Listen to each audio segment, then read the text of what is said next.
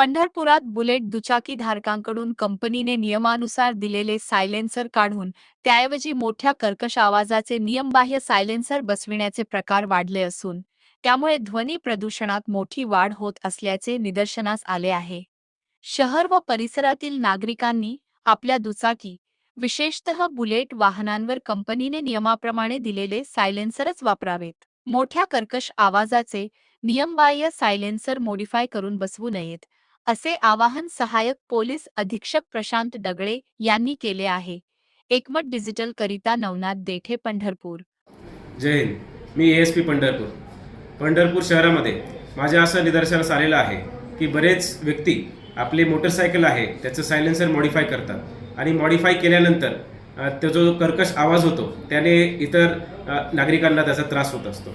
याच अनुषंगाने आम्ही एक मोहीम आता राबवणार आहोत। पंढरपूर शहर पोलीस स्टेशनच्या वाहतूक विभागाअंतर्गत आम्ही मोहीम राबवून जे कोणी व्यक्ती असे मॉडिफाईड सायलेन्सर्स किंवा सायलेन्सर नसणे किंवा कर्कश आवाज तयार करून नागरिकांना त्रास देण्याचं जे काही काम करत आहेत त्यांच्यावरती आळा घालण्यासाठी ही मोहीम आहे।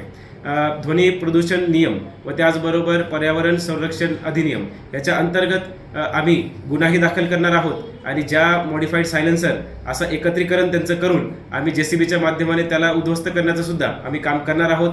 आणि त्यामुळे मला सगळ्या अशा व्यक्तींना मला आव्हान करायचं आहे आणि चेतावणी द्यायची आहे की जेही कोणी व्यक्तींनी मोटरसायकलला मॉडिफाईड सायलेन्सर केले असतील त्यांनी त्वरित त्याचं एक ऑथोराइज्ड सेंटरला जाऊन त्याचं रूपांतर नॉर्मल सायलेन्सरमध्ये करून घ्यावं।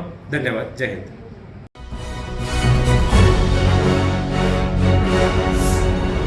Thanks for watching Ekmat Digital.